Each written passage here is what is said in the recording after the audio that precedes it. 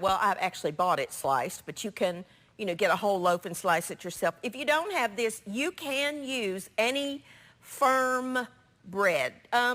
You could use sandwich bread, but it might be a little bit too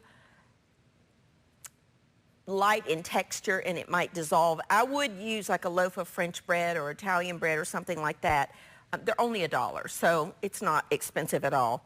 Now in this bowl, I have 6 eggs. I'm gonna add some vanilla extract, some brown sugar. I'm gonna get that started. This is gonna bake over our French toast and kind of become like a custard. Then I'm gonna add 1.5 cups of milk. Now I'm using 2%, but you can use, whatever kind of milk you have. You could even use almond milk or oat milk if you're, non-dairy with it. You could do that, would be fine too. Just get all of that whisked together. I am gonna add just a pinch of salt. This is optional, but I think just a pinch. I think it just brings out the flavors. So in my casserole dish, I have 1 layer of the bread. Now I just bought 1 can. This is just apple pie filling. And you want to put about half this can over top of the bread. Just scatter it in there. However you can get it on there is fine. Make sure each piece of bread gets some apple on it. It can be a little harder to spread, but we'll get it. Just make sure. If I was at home, I'd just be using my hands to do this, but I won't here. All right, let's get 1 more apple to put on. Well, no, let's just put this one on there. I love these apple pie fillings. I think they're delicious. They also make a caramel one that would be delicious in this if you wanted to use that. Let's put 1 more piece there. Okay? Save the rest of that. Make sure your stuff is mixed. Now, top it with another layer. And what I like to do is go one direction on the first layer and the opposite direction with the next layer.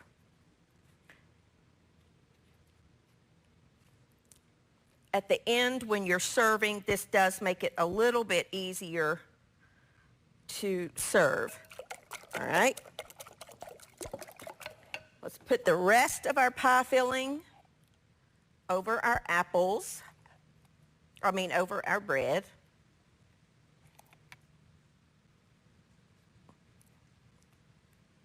Making sure everybody gets a little bit of apple on there.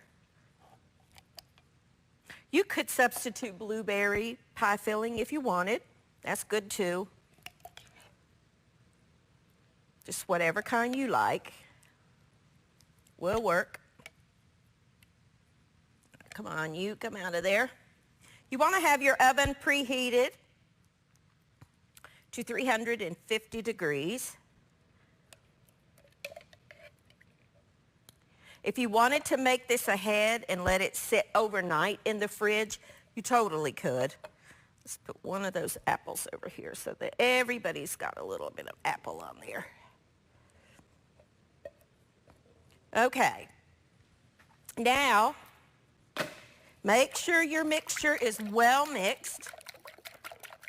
Just whisk it. You could use a little hand mixer if you wanted to.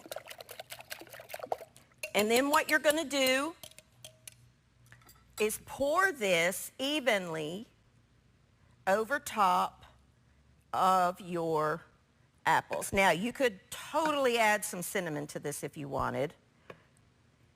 That would be good. Or apple pie spice. Now, that bread is going to soak up the milk mixture. As it bakes, it's going to puff up there and it's going to be delicious. It's going to form like a little custard. And that brown sugar is going to help to caramelize. It's going to be delicious. All right, we're going to pop this in the oven at, I believe this one is, nope, this one's 350. I've got 2 different temperatures. 350 degrees for 1 hour. So you don't need to cover it or anything, just 350 degrees for an hour. And that's going to be delicious. And again, if you wanted to put some cinnamon on there, by all means, I would totally do that. Let me get rid of this, put it in the sink, and I'll save this for a snack here in just a little bit. Now, the next recipe is a breakfast tenderloin with a gravy. Now, I have here just a pork tenderloin, and I want to show you what you need to do anytime you are cooking. They come two to a pack. If you don't have these and you just have loin chops, that would work too. You know, the pork loin chops, that would be delicious. You do want to cut off any excess fat. This is a very lean cut, so there's not going to be much. And that's not edible. And I want to show you, you see this right here? It'll be on every single one of them. There will be a little small piece of tendon there. It's called the silver skin. You have to remove that. I like to use a very flexible boning knife, and you can get the tip. If you don't have one of those, you could use let me just show you. You could use a paring knife. My preference is the boning knife, but you could use a paring knife.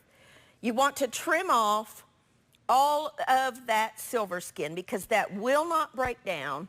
It will stay tough. It's very chewy. I mean, it's edible, but it's not very pleasant to eat.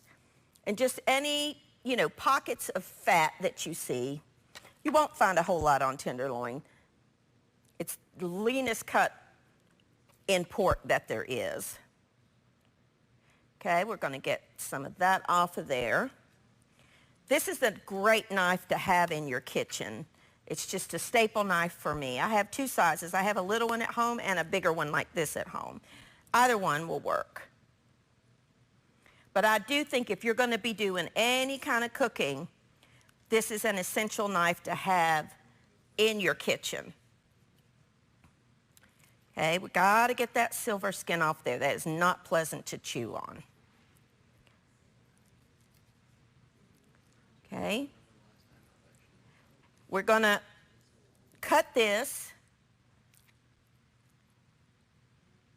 into slices. Now, again, this is an extremely lean cut. If you're using loin, pork loin, you will, of course, need to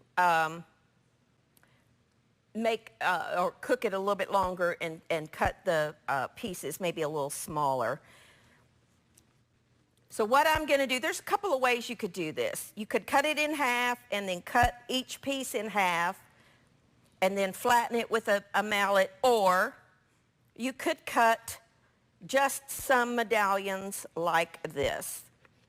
I'm just going to cut this up. When I come back, I'm going to show you how we're going to get this ready to go in our skillet. And we will brown them and we will be making the gravy. I'll be back in just a minute.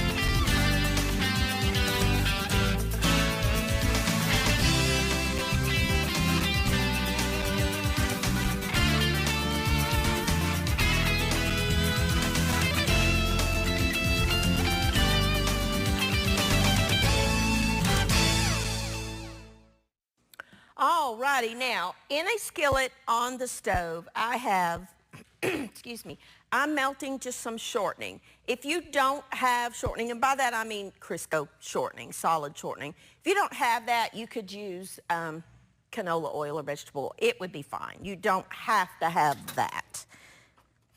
I just have it and want to use it. Let me go ahead and cut it up so it can melt a little bit quicker. I just want that to melt. Now, on my board, I have the tenderloins that I've cut into pieces, and I want to cover it with a sheet. I'm using parchment paper, but you could use wax paper, clear, shrink wrap, whatever you have will work. And I want to take a meat mallet, and I want to kind of flatten those out a little bit. I mean, you're not tenderizing this because, believe me, it is as tender as it can be. I'm just flattening it a little bit so that it's even, it'll cook even.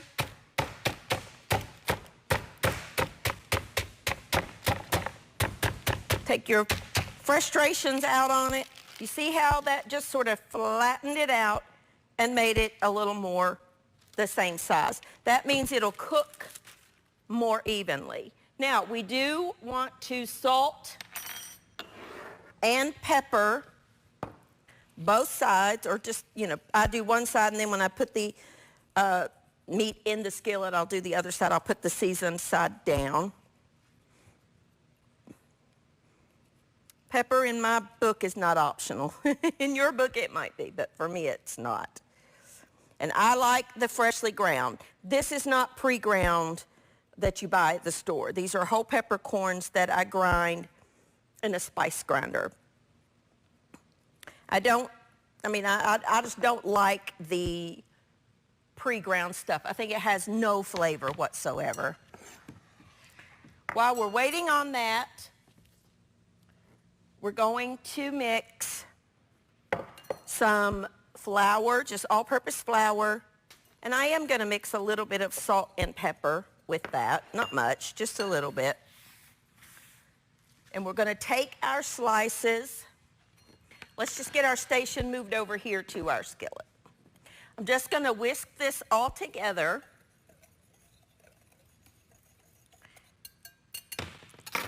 And I'm going to test that to see if it's hot. The way to do that is to put, well, if I had a little small wooden spoon here, but I'll try it. See if it bubbles up around it. It's starting. It's not quite hot enough. You're going to take your pork tenderloin pieces, and we're going to lightly flour them. You can also put just a drop of flour down in your water, or your fat, to see if it bubbles up.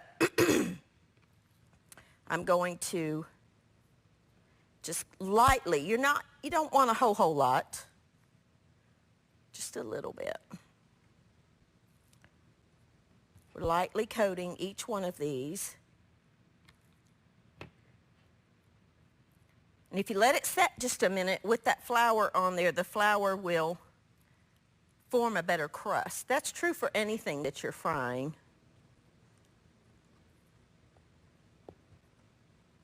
These are great little, if you didn't want to make the gravy for this, you could completely fry these and serve them as a biscuit. This was one of my daddy's favorite breakfast things, was a little bit, or a piece of pork tenderloin that's fried in a biscuit. It really is delicious.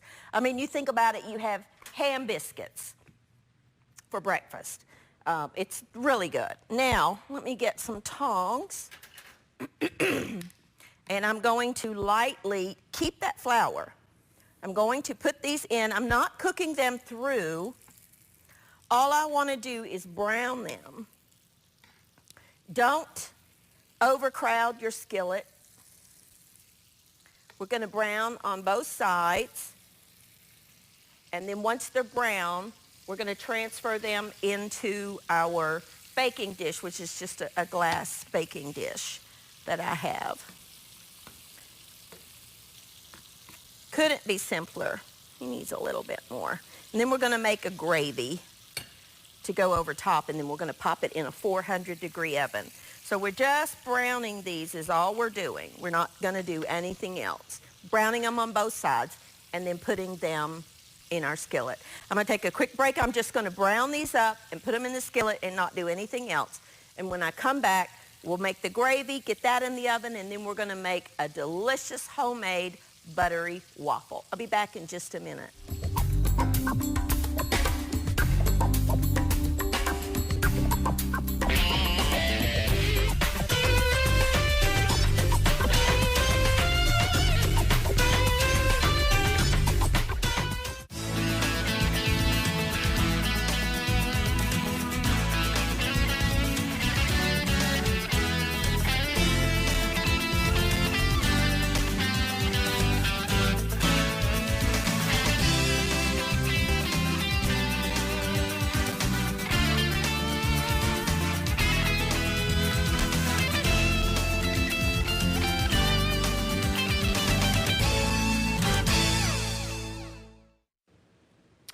Alrighty, now we browned our tenderloin on both sides and I put it in here. I did pour off some of the excess fat. I left, oh, I don't know, that's hot. I left, I don't know, maybe a third of a cup, fourth of a cup, and all the bits. Don't get rid of those bits. Take the flour that you have left over from where we breaded, whisk that in to the flour because we're making a roux, we're making a cream gravy. You want to leave those bits in there because that's flavor. Let me get this because it's a little bit hot. Oh. Okay, whisk all that in. Now this is where you don't want to walk away. You don't want to go answer the door or answer the phone unless you take this off the heat because this will go from beautifully golden to black in a minute. So don't walk away. I did turn my heat down to kind of a medium lowish heat. All right.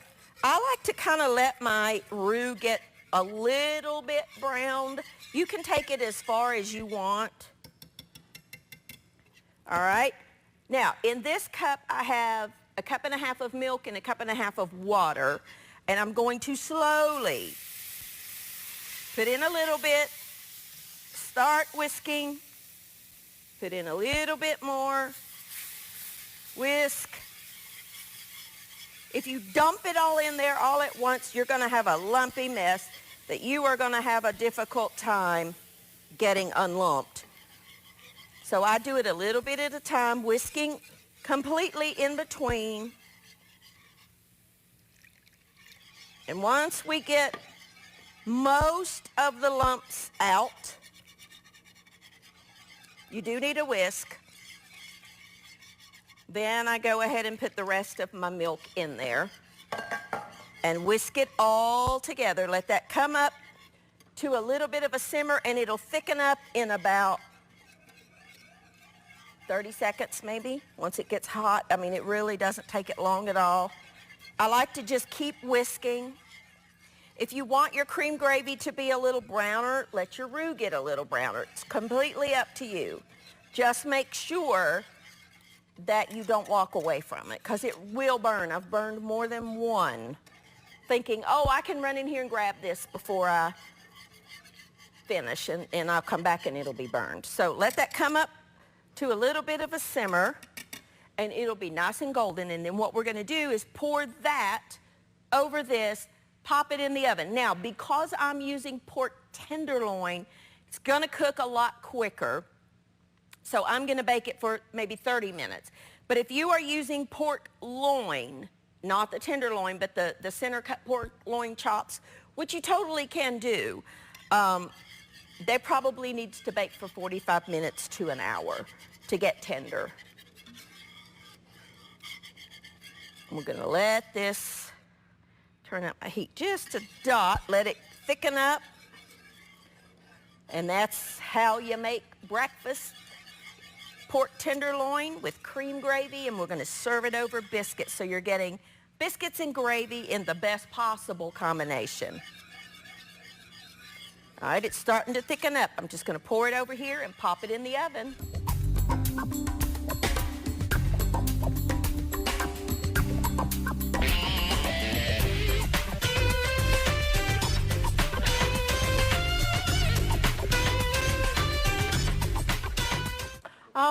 righty, welcome back. Now, let's make some homemade buttery waffles that are delicious. I have here my waffle maker that is preheating. In this bowl, I have just some all-purpose flour, some baking soda, some baking powder, and some salt. Just going to whisk all that together. And in this bowl, I have some butter that I have melted. I have 4 eggs. This is cooled, so I can put the eggs in there safely. 4 eggs, and then about a cup of milk. Get that out of my way. And I'm going to whisk that together using my mixer. You could do this by hand if you wanted to. Just a little quicker to do it this way. Get all of that incorporated. Then I'm going to add 1 cup of sour cream. Just to add a little tang, activate the baking powders. Got to have a little acidity to activate that.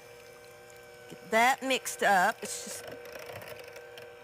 And then we're going to combine the wet with the dry. The reason I like to do this with a mixer is it gets it completely mixed before I add it to the flour, because you don't want to overmix it once you add it to the flour. Alrighty, now I'm going to add my wet ingredients to my dry. I'm going to do about half first. Just gently mix that. Now, anytime you're making pancakes or waffles, and by the way, you could use this for a pancake mix too, either waffles or pancakes, either one would work. You don't want to overmix it, because if you do, you activate the gluten in the flour, and you will end up with a tough pancake or waffle. It's okay to have a few little lumps. If you whisk it till it's perfectly smooth, you're going to have tough waffles and pancakes. This is one of those things you could completely make ahead, cool them, pop them in the freezer, and then when you want to have fresh waffles for breakfast, all you got to do is take them out, put them in your toaster, just like you would the frozen ones that you buy at the store. You see how we've still got some lumps in there? That's okay. Stop as soon as you have all of the flour incorporated. Now, my waffle maker is preheated. Let's make sure it's not all the way on high. I want it on about 3 for mine. Yours will vary with your brand. I am going to spray it. And I like to take like a 1/2 cup measure and put some in each little well. Mine makes 4. It just depends on whatever kind of waffle maker you have. Put a little bit more up there. And then let that go until it's golden and cooked through. Now, let's come over here. We have our French toast that I just took out of the oven. We are going to put just some powdered sugar. I have just a little bit of powdered sugar that I'm going to put over top of this just to serve. Looks wonderful. And I would serve this with warm syrup or some fresh fruit. Now, here is our wonderful tenderloin bake. I have some biscuits here that I just baked. These are just canned biscuits. I'm going to treat this like you would biscuits and gravy, because that's kind of what it is. Instead of a sausage gravy, we're just going to have a chunk of pork tenderloin. Take your tenderloin, put it over top, and then get some of your gravy and place over top of that, and you have a fabulous, fabulous breakfast ready to go. Now we just got to wait on our waffle to finish. Mine has a little light right here that goes from red to green when it's ready to come out. Takes it just a couple of minutes. Don't rush it, don't hurry it, just let it do its thing. Have some fresh, delicious butter and some warm syrup if you like. Strawberries are great over waffles, blueberries. You could add some chocolate chips to this batter if you like chocolate chip waffles and chocolate chip pancakes. Whatever you want. This could be your base batter, and then you can expand it to whatever you like in your waffles.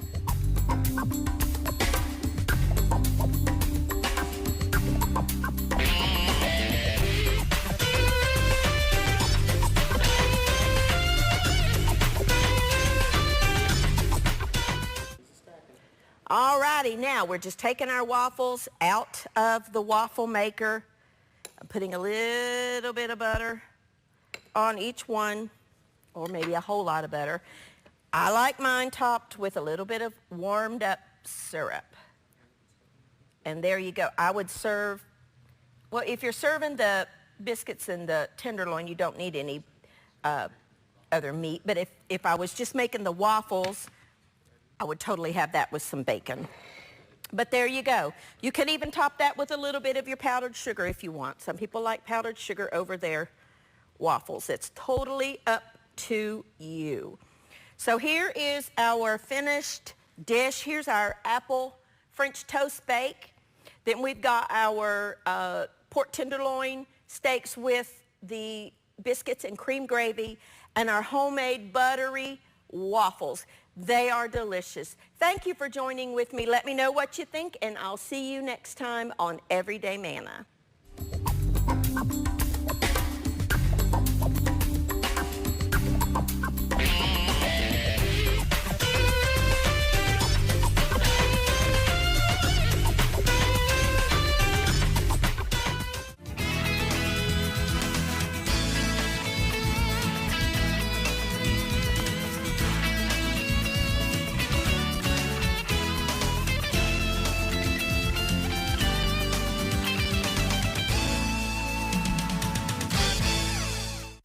Hi everybody, we have a brand new Everyday Manna cookbook for you. It's Everyday Manna's Southern Style 180 brand new recipes.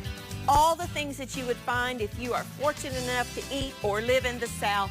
Southern style recipes from my kitchen to yours, easy to do, things that you can make any day of the week, like a peanut butter sheet cake topped with homemade peanut butter dressing, potato soup, chicken and rice casserole, a sour cream coconut cake, all of the delicious recipes